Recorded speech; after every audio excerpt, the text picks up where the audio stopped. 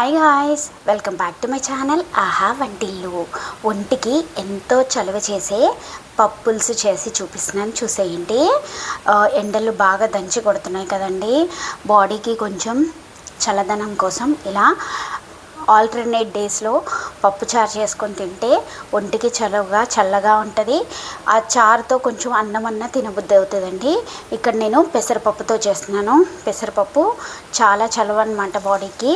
So నేను ఇక్కడ half an hour నానబెట్టుకున్నాను పెసరపప్పుని. ఇప్పుడు ఈ పెసరపప్పుని చక్కగా కడిగిద్దాం. ఒక 2-3 టైమ్స్ కడిగేసి వాటర్ పోసి ఉడకబెట్టేసుకుందాము. ఇంకొక విషయం ఏంటంటే, మనము పప్పును అనగానే కుక్కర్లో ఉడకబెడతాం కదా. కుక్కర్లో పెసరపప్పు అస్సలు ఉడకబెట్టకండి.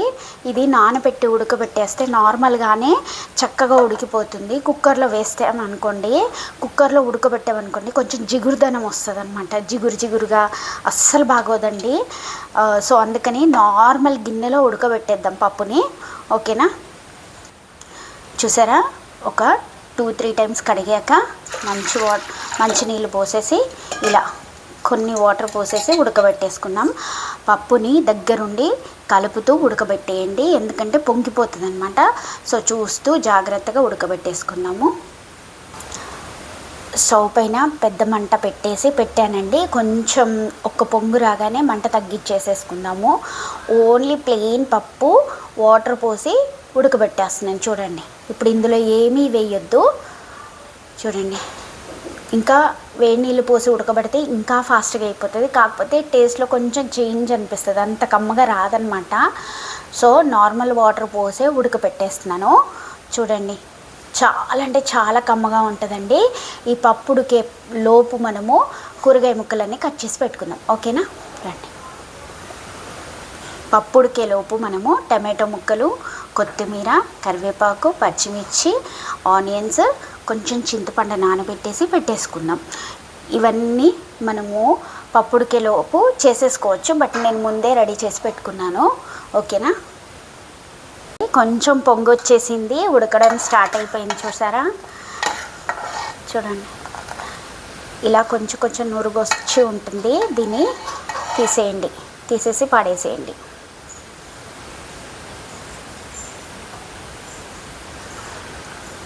ఇలా మంచిగా పొంగుతూ ఉన్నప్పుడు ఇప్పుడు ఇందులోకి మనము కొంచెం పసుపు,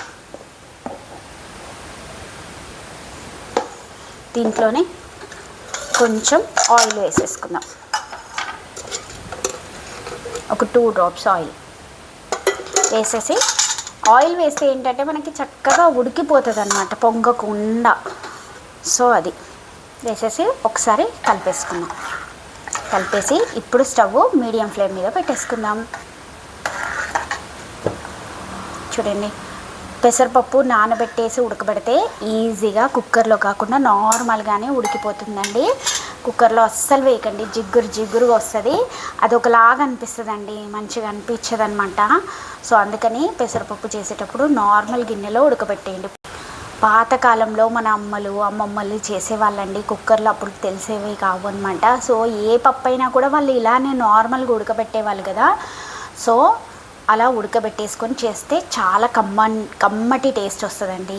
కుక్కర్లో మనకి పప్పు ఉడకదండి, మెదుగుతుంది. సో అందుకని పప్పు నానబెట్టేసి ఉడకబెట్టాలి, అందులో కూడా కందిపప్పు, శనగపప్పు అలాంటివి.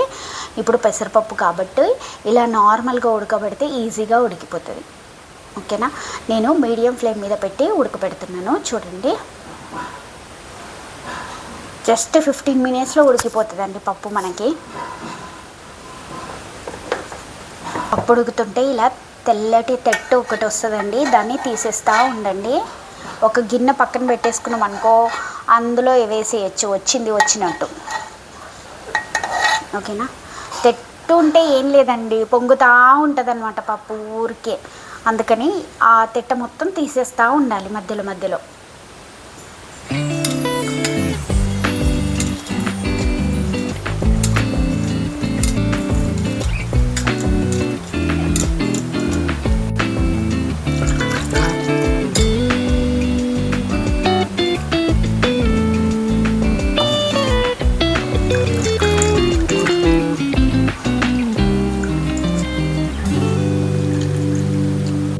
చూడండి ఎంత చక్కగా ఉడుకుతుందో పప్పు.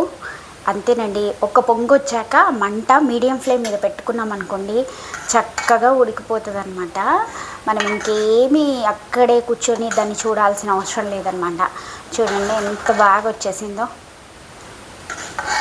ఉడికిపోయింది. ఆల్మోస్ట్ 70% వరకు ఉడికిపోయింది. ఇంకంతేనండి, ఇంకొక 5 minutes పెట్టామనుకోండి మంచిగా ఉడికిపోతుంది పప్పు చక్కగా.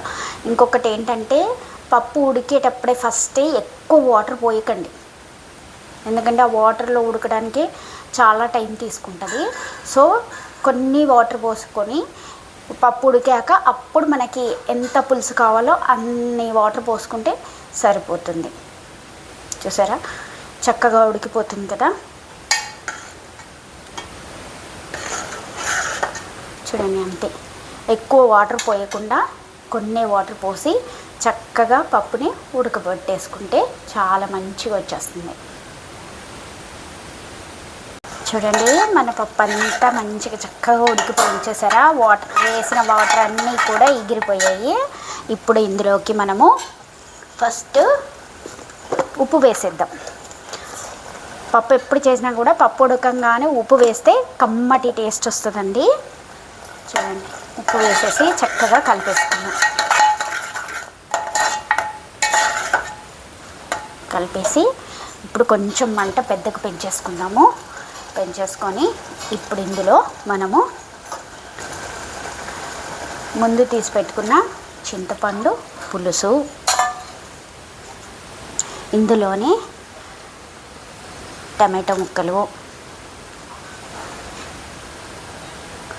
పచ్చిమిర్చి ముక్కలు, ఆనియన్స్, కొంచెం కరివేపాకు, పప్పులో ఉడికితే ఆ ఫ్లేవర్ మంచిగా పట్టేస్తుందండి.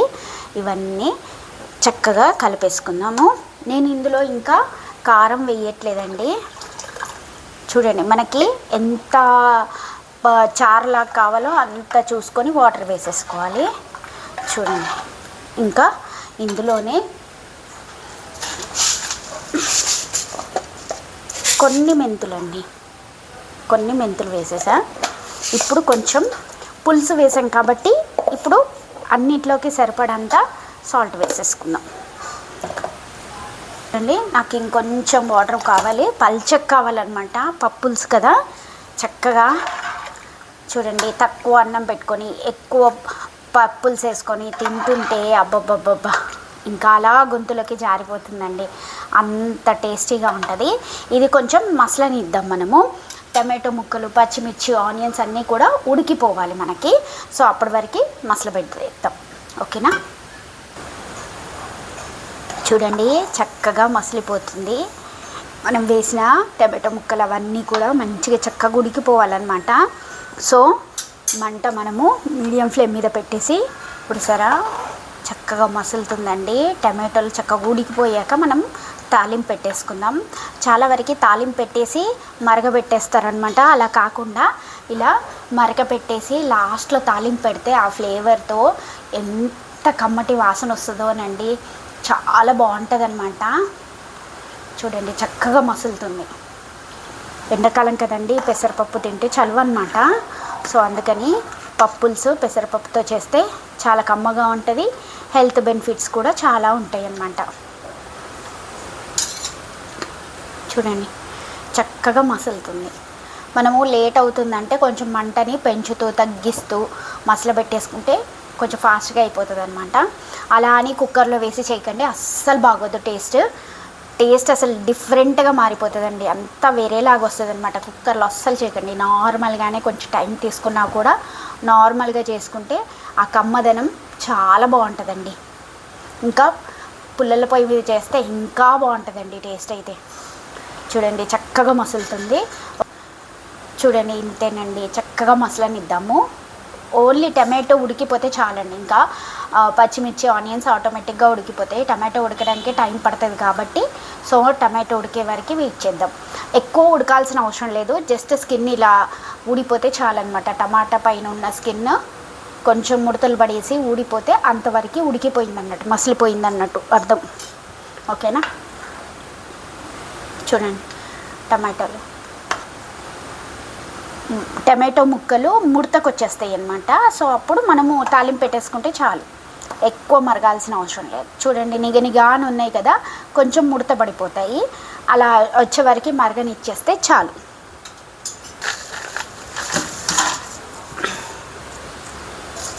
చూడండి చక్కగా మసిలిపోయింది కదా, మన పప్పు రెడీ అయినట్టే.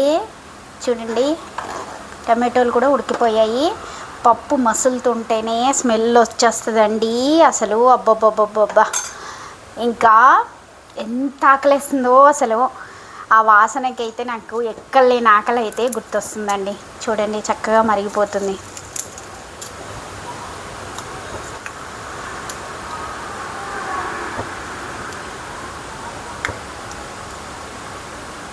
చూడండి చక్కగా మన పప్పుల్స్ రెడీ అయిపోయింది. ఇందులో మనము కొత్తిమీర వేసేసుకుందాం. వేసేసుకొని స్టవ్ కట్టేద్దాం. చూసారా, మంచిగా తాలింపు పెట్టేసుకుందాం, చక్కటి తాలింపు.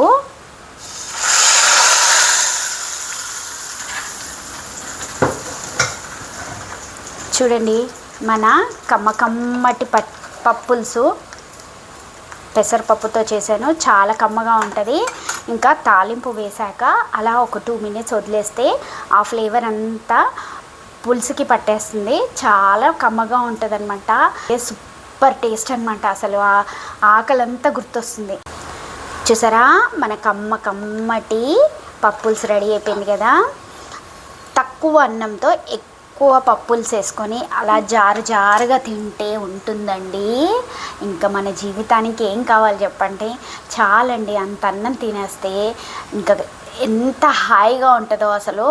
గరం మసాలాలు బిర్యానీలు అలా తినేసి ఉన్న ప్రాణానికి ఒక్క పూట ఇలా పప్పుల్స్ చేసి పెట్టేయండి. అబ్బబ్బబ్బా, కడుపుకి బాగుంటుంది, ప్రాణానికి అయితే ఇంకా హాయిగా ఉంటుందండి.